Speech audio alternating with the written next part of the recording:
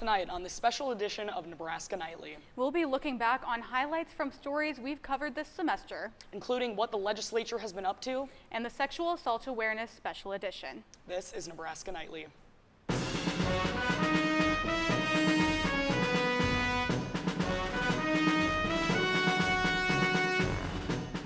Live from the Don and Lorena Meyer studio at the University of Nebraska-Lincoln College of Journalism and Mass Communications, this is Nebraska Nightly. Welcome to our final show of the semester. I'm Rebecca Heckel. And I'm Jill Lampkins. Not only is this the last show of the semester, but Rebecca, so sad, this is our final show ever as we will be graduating in a couple of weeks. Yeah, that's right. And while we are excited to graduate and start our careers, we're sad that our time with Nebraska Nightly is coming to a close. And before we look at some of the highlights of the things we've covered this semester, let's take a look at our top story tonight. It was an exciting weekend in Lincoln. More than 6,000 runners from all 50 states flooded into the city for the 46th Lincoln Marathon.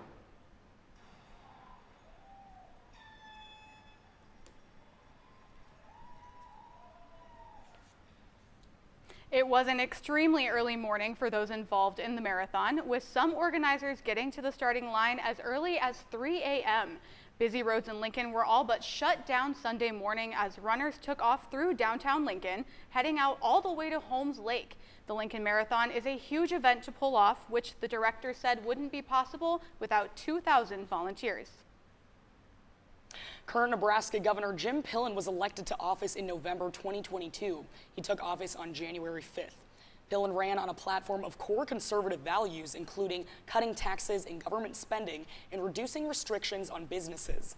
Since then, he has signed LB 77 into constitutional carry into Nebraska law and issued Executive Order 2309 to help provide emergency relief concerning regional fuel shortages. And last week, we brought you an in-depth report on LB 77, the bill allowing Nebraskans to conceal a handgun without a permit or additional safety training. This controversial bill remains the only bill the unicameral legislature has sent to Governor Pillen's desk this session, and the law is set to take effect on July 24th. A Nebraska bill that would ban abortion after 6 weeks failed to advance in the legislature on Thursday. One vote fell short of breaking the filibuster. It is unlikely the bill will move forward this year currently. Nebraska bans abortions after 20 weeks. This is the second year in a row the legislature has failed to pass stricter abortion access. The vote to advance the bill into final stages of debate was 32 to 15. To advance, 33 votes were needed. And two bills impacting transgender youth were introduced this session. LB 574 would prohibit hormonal and surgical gender-affirming care under the age of 19, while LB 575 would prohibit minors from playing in sports or using locker rooms that don't align with their biological sex at birth. Both bills have been stalled during floor debates. And this semester, the University of Nebraska-Lincoln launched the Volunteer Ambassador Program, pairing nonprofits with students who want to do service work regularly. Shelby Rickert reported on why this program is vital to Lincoln. There's no big interview process. It's honestly a meeting with me. UNL students will have the opportunity to offer the Lincoln community their services long term. Their work can be tied to specific issues. We set out to create this program to help students get connected to a social issue and then connect them to a nonprofit that's working inside of that cause. Brown says there's a stark difference between the new program and other volunteer efforts at UNL. It's place-based and gives the students the opportunity for continuing involvement in an area of their choosing. Rather than a student committing to only volunteering for 5 hours, they're committing for a whole academic semester and staying at that location. UNL chose one of their longtime partners, Matt Talbot Kitchen and Outreach, to test the program. The organization provides hunger relief, counseling, and shelter to anyone needing help in the Lincoln community. It's so important for the community to be involved. The students are our future. Matt Talbot was started by volunteers, so that should tell you. They're the heartbeat of Matt Talbot. If we did not have volunteers, we would not be in existence today. Despite volunteers being vital to the continued service of the nonprofit, O'Neill says the majority of students only volunteer when it's a requirement. It's important for us to be able to be here to support those individuals. A lot of people can turn their lives around, but they can't do that if there's not agencies like this. Brown says volunteer ambassador positions were created to fight this problem. The target audience of the program is students who are actively seeking out long-term volunteer opportunities. This really provides a student with the opportunity to volunteer just because they want to get involved, not because they're required to. The Volunteer Ambassador Program is open to any UNL student. To sign up, students can contact the UNL Slice office. Matt Talbot Kitchen Outreach can be found online at mtko.org. Shelby Rickert, Nebraska Nightly. After just one semester, the Volunteer Ambassador Program now has 22 members and is currently in the process of creating a leadership team. And the Center for Climate and Energy Solutions reports 33 states already have a state climate action plan, but Nebraska is not one of them. Dozens of UNL students gathered on the north steps of the Nebraska State Capitol to call for climate action. Nebraska Nightly's Marissa Lindman reported on why these students spoke out. Ho ho! Climate change has got to go! Hey hey! Ho ho! Climate change has got to go! I'm here today because I feel that climate change is a very prevalent issue in our society, and as young people, I feel that it's really important to let our legislators know that young people care about this issue and that we're not going to back down. It's a bipartisan issue. It's a nonpartisan issue. It affects everyone. Everyone should care about it.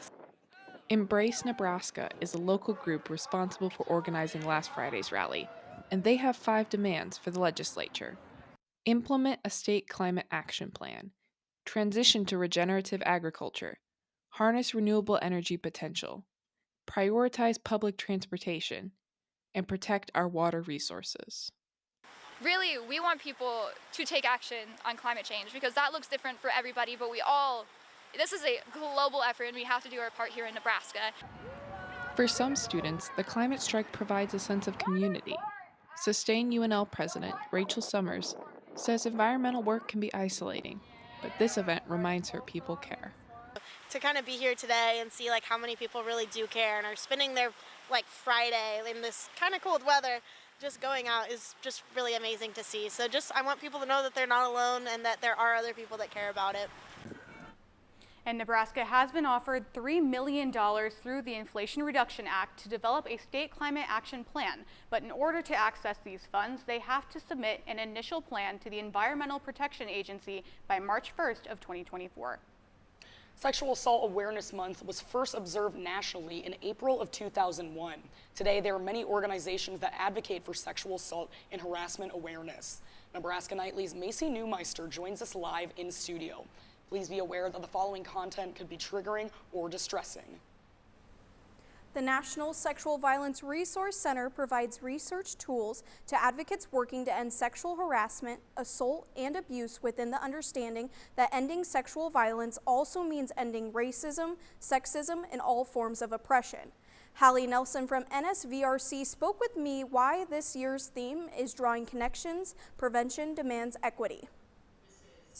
Drawing on a conversation, as with every SAM theme, these are conversations that should be had the entire year for multiple years, not just within that specific month of April, but a cultural understanding that has been happening as of late is a lot surrounding intersectionality, is surrounding how people's different identities impact their life experiences, be they race or disability, gender identity, sexual orientation, or otherwise. Groups are also advocating right here in Lincoln. The Center for Advocacy, Response, and Education at UNL is a confidential resource for victims or survivors of interpersonal violence and other crimes. At CARE, students, faculty, and staff can speak with an advocate where they can tell their stories. I spoke with Melissa Wilkinson, the director of CARE. We're a confidential resource here on campus, and so we can provide support anonymously, if you will, confidentially, so that if someone wants to come in and process what's happened, try to understand what their options are for reporting, options are for resources, we can help with that. So many voices from here in Nebraska to tell all over the U.S. are pushing for change and allowing survivors to share their stories. If you'd like to go back and watch the special edition show, you can find it on Nebraska Nightly's YouTube channel. Back to you, Rebecca and Jill. Thank you, Macy. On April 23rd, Leary and Gaylor Baird and Suzanne Geist discussed public safety, advertisement controversies, and human rights issues in a televised mayoral debate. Former state senator Suzanne Geist claimed to be standing with law enforcement and said that certain crimes have increased because of less officers. Incumbent Larry and Gaylor Baird said that Geist's negative advertisements against her painted a distorted picture of Lincoln when the crime rate has been the lowest in 30 years, despite a growing population. And the results for the May 2nd election are in. Leary and Gaylor Baird will serve for a second term as the mayor of Lincoln and the surrounding Lancaster County. Gaylor Baird carried the election with around 54% of the vote, while her opponent, Suzanne Geist, held around 45% from data collected by the Lancaster County Election Commission. Well, it was raining a little bit earlier today. I don't know if it is anymore, but it looks like we've got some severe weather on our way. Yeah, we had a little bit earlier this week with hail and severe storms all around us, except really for Lincoln. Dominic Ferraro has the latest on severe weather. Thank you, Rebecca. Looking across the country, cloudy and rainy is your story. A slight chance of severe weather today out along the East Coast, but we're mainly looking here in the central part of the United States. Slight area and enhanced area of risk across most of Kansas. Chances for isolated tornadoes and damaging winds are not out of the question. However, we're going to take a look at your hail threat. Looking ahead to... There we go. Looking ahead to your hail threat for today, that red area there's a 30% chance of 1-inch diameter hail or greater, and that black hatched area is an area where we could see 10% chance of 2-inch diameter hail or greater. I'll have your local weather and the week ahead after the break. Back to you at the desk. Thank you so much, Dominic. We look forward to it. Coming up after the break, the war in Ukraine, a look back on the devastating Nashville shooting, the ongoing national abortion debate, and the historic Trump indictment. We'll be right back.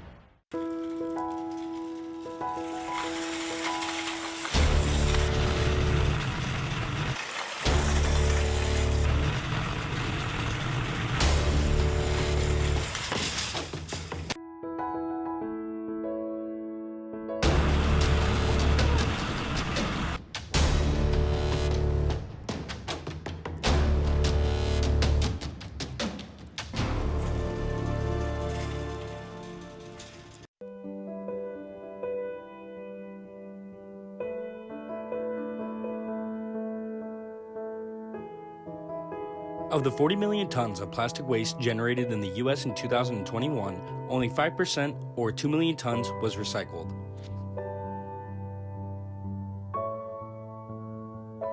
Make sure you do your part in keeping Anderson Hall clean. For more information on recycling statistics, visit epa.gov today. Many of the brands you love don't love animals like you do.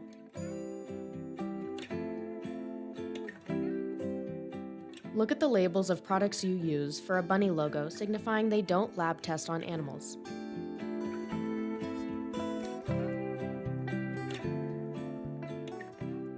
Check the label for those who aren't able. Start making the shift by visiting crueltyfreekitty.com today. Well, it's looking pretty cloudy and rainy outside there today. Let's toss it to meteorologist Dominic Ferraro, who has what we can expect for the rest of the week. Dominic? Thank you, Jill. Currently sitting at 67 degrees, overcast skies here in the capital city, winds southeast at 10 miles an hour. Looking ahead to tonight, showers likely, chance of a thunderstorm or two possible. Looking to be a low of 60 degrees, winds will be out of the southeast at 10 to 15 miles an hour. Wouldn't be surprised if we see a gust up to 25 with those thunderstorms. Looking ahead to your Wednesday, showers likely, a chance of a thunderstorm or two in the morning, but we'll be up into the lower 80s for your high, winds southeast at 15 to 20 miles an hour, so a little breezier. But nothing we can't handle or that we're not used to around here. Surface analysis across the country. We got that stationary front sitting just above Kansas. That's what's bringing that severe weather to the area that I was just talking about there. Cold front working its way across the Rocky Mountains. That could bring us a chance for severe weather here in a couple days, but we'll get to that here in a little bit. Your week ahead, low 80s the next couple of days. Showers and thunderstorms possible. We'll move away to partly sunny at the end of your Thursday. Friday and Saturday sitting to be at the mid-80s. Chance of a shower or two are still possible, but will cool off as we move ahead to Sunday. Mostly cloudy skies, 72 degrees. And to start your week off, we're sitting at 75 degrees on Monday and 80 degrees on Tuesday. Now, that severe weather threat I was talking about, the Storm Prediction Center has their 3-day outlook. This is for Thursday. We got a slight chance of severe weather across most of the central part of the United States, including here in Lincoln. Looking to be a chance of an isolated tornado or through, but our main threats will be damaging wind and damaging hail. Back to you guys at the desk. Thank you, Dominic. Let's take a look at some of the national stories we've covered this semester. Russia launched a full-scale invasion on Ukraine on February 24th, 2022. Since then, Russia has continued to assault Ukraine despite censure from other nations. The Biden administration announced additional financial aid for the Ukrainian military almost a year after the initial invasion, while President Biden was visiting President Zelensky. Reporters from Nebraska Nightly have been following the Ukrainian-Russian war throughout the semester as Ukraine goes on the offensive and Russia continues to launch attacks. And here in the U.S., 3 kids and 3 adults were killed during a shooting at the Covenant School in Nashville in March. The shooter was a former student of the private school. They opened fire in the school around 10 a.m. and police responded to emergency calls shortly after those first shots. Officials shot and killed the shooter around 10:20 a.m. 6 people died and many more were injured. Days after the shooting, thousands of protesters marched to the state capitol to advocate for tighter gun laws. The issue of restrictive gun laws has been a controversial topic this legislative session across the nation. This year's national and state legislative sessions mark a turning point in the national abortion debate. Nebraska Nightly's reporters followed stories about the availability of mifepristone, a widely used abortion pill, and the decision of a Texas federal judge to halt FDA approval of the pill. The Supreme Court preserved access to the drug, but the fight is far from resolved. Reporters also covered the Nebraska Heartbeat Act, a bill introduced in this year's Nebraska legislative session. The bill attempted to ban abortions past 6 weeks, except in the cases of rape or incest. All eyes have been on the Supreme Court in Republican-controlled legislatures since this is the first full legislative session after the overturn of Roe v. Wade. And former United States President Donald Trump was indicted by a Manhattan grand jury on 34 felony counts of falsifying business records in late March. He is also facing criminal charges in Georgia. Trump recently said he wanted to face trial in federal court, and many judges have acknowledged the complexities of trying a former president. Earlier today, Trump was found liable of battery and defamation against writer E. Jean Carroll. He does not face prison time, but he owes Carroll millions of dollars in damages. Former members of Trump's legal team and administration are scheduled to testify against him in tentative upcoming trials. Coming up, we'll look at some of the exciting things happening in Husker athletics with Nathan Hawkins. We'll hear about his interview on our set with athletic director Trev Alberts, UNL's new head coach for the football program, and a new Herbie Husker, as well as the sold-out Husker volleyball days. Stay with us.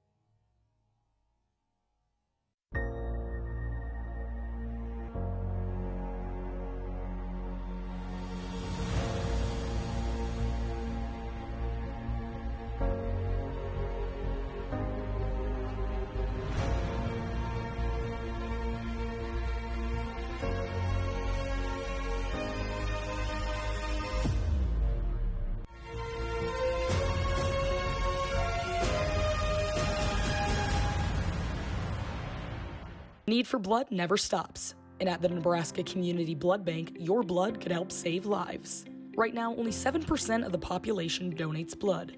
But imagine if there were more. We're sitting at below a 7-day level of supply of all blood types across the board. So every blood type is important, and we need all donors of all types to come in and donate right now. At the Nebraska Community Blood Bank, they believe that all types make a strong blood supply. We'll keep the tissues in check because the end of the school year means the end of Husker sports for a little while. But the beautiful thing about sports is that the time off helps you appreciate the moments that make sports what they are. Nathan Hawkins is here to bring you all of those moments from the past semester. Thanks, Rebecca. An eventful spring it's been. From incredible clutch performances to monumental announcements, we've witnessed an intriguing chapter in the story of Husker athletics. Who better to reflect on a semester of sports in the books than the captain of the ship? Athletic Director Trev Alberts joined us in March, breaking down the past, present, and future of Husker athletics. Here's some of the best sound from our sit-down with Alberts. I'm here with Vice Chancellor and Director of Athletics, Trev Alberts. We have to be very careful as we think about Memorial Stadium. I mean, it's an iconic structure that means a lot to Nebraskans. And so rather than barreling forward into some sort of vision for the future, we're being very thoughtful and very careful. My responsibility, and not just me only, but our leadership team's responsibility to position for Nebraska for the eventuality of whatever comes our way. Mm-hmm. The hardest part about this is it's like you think about football trying to kick a field goal. When the goalpost consistently switches all over the place, it's pretty hard to be accurate. Mm-hmm. And so our job is to try to anticipate trends, anticipate where those goalposts are going to switch to. We can think differently and more innovatively about opportunities to activate our facilities beyond just your traditional football, volleyball, those types of things. We're going to have to do that. We're going to have to think differently, and we're going to have to do things that on the surface aren't very comfortable or things we haven't done in the past. Right. We have to be committed to that, and we are. Last November, Trev Alberts made one of the biggest calls of his career, hiring Matt Rule as the 31st head coach of Nebraska football. Now we're through the first spring witnessing Rule as head coach. Besides the spring game, we're yet to get a true glimpse of his product on the field. But off the field, we've gotten a front row seat on who he is as a head coach. The sound of the spring, here's the best of Matt Rule in his first 6 months with the Huskers. We are a caring, not coddling environment. I say that to the guys all the time. Caring, not coddling. We are where top producers go to be with other top producers. What I know is the fans are going to show up next year, no matter what, and that scares me. Like that drives me, because I'm like, I want to do my part. They're going to do their part. The fans have been doing their part here for a long time. So I started off the spring by saying thank you for that, but I want to do my part, and I want our team to do our part. We're not here to try hard. We're not here to lose and thank the fans. We're here to win. And so winning, it happens now. It doesn't happen in the fall. I've said it a bunch of times, like, we're a 4-8 football team. I mean, we've got to earn the right to even talk about winning. When we start playing with confidence, whether that's next week or in 2 years, we'll be a good team. And if I have one message for you, we can absolutely do it. We can absolutely get the University of Nebraska and University of Nebraska football exactly where it's supposed to be. It will be hard. It may take time, but it will be done. Lots of new looks for Nebraska, but maybe none more resonant to Husker athletics as a whole than the update to Herbie Husker. The look reflects the old while also having a touch of modernization. The new Herbie made his debut at the spring game, and there have only been 2 previous iterations of Herbie Husker. The first represented Nebraska from 1974 to 2002, with the most recent version front and center at Nebraska events since 2003. That means this new Herbie will likely be around for a long time. In the grand scheme of things, maybe nothing bigger for Nebraska athletics this semester than the announcement of Volleyball Day in Nebraska. The volleyball game in Memorial Stadium coming this fall, truly the first event of its kind. The current NCAA volleyball attendance record belongs to Wisconsin, who topped 16,800 fans in the stands back in September. I was thinking about what happens if, after we did the Garth Brooks concert, it was a lot of fun. Now, it happened to be great weather. We brought a different audience to Memorial Stadium. Like, what about bringing other people to the stadium that maybe not interested in football? So we do the concert, it goes well, we try different things. And then we just started thinking about, well, what if we'd just come off of celebrating 50 years of Title IX.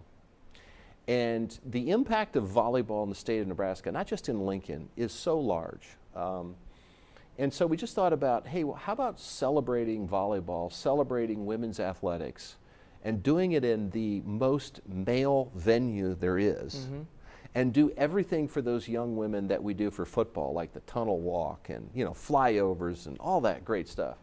And then celebrate with other schools in the state that also are benefiting from volleyball. And then at the end, let's do a concert just to top it all off. Put this on the Big Ten Network and show the nation just how important volleyball is and how serious the University of Nebraska is relative to Title IX and supporting female student athletes. Well, that's it for sports in the spring, but don't worry, in just a few short months, we'll be back for what should be an exciting fall. I'll toss it back to the table.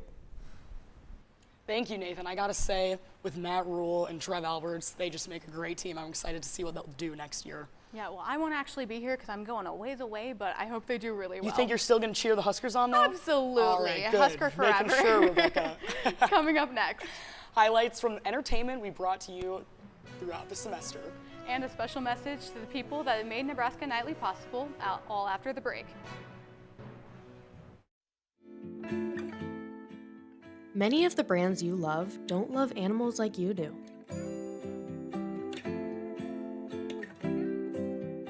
Look at the labels of products you use for a bunny logo signifying they don't lab test on animals.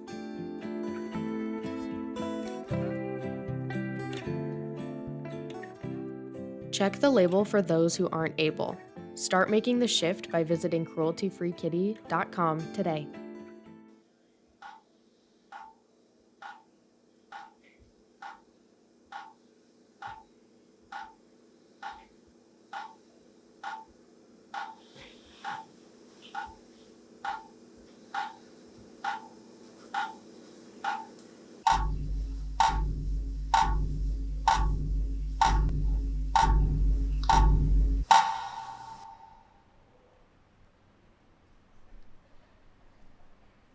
Well, it's been a big semester for entertainment, and Nebraska Nightly's Evan Donlinger is here to highlight the best activities from the spring semester. Evan.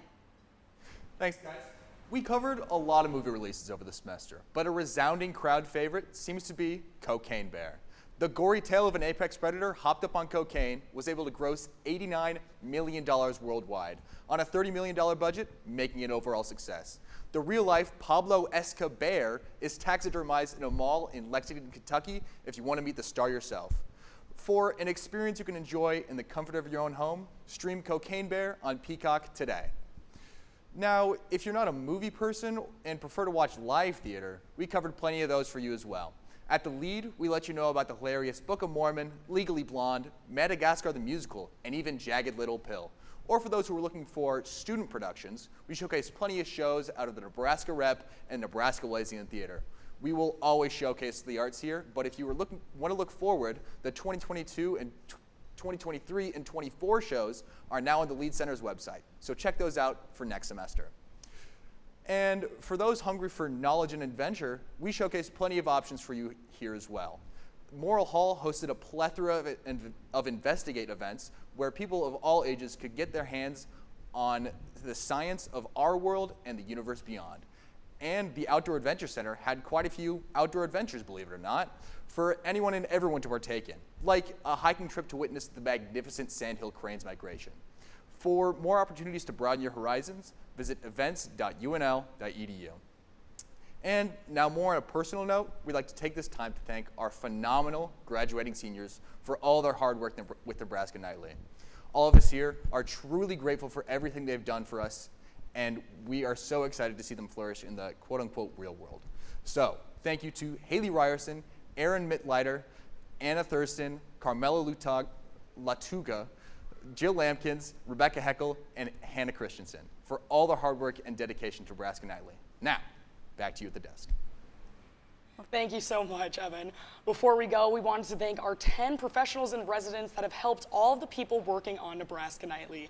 We couldn't have gotten as far as we have on the show without you. Yeah, and I don't know what you're doing. What are you going to be doing after graduation, Jill?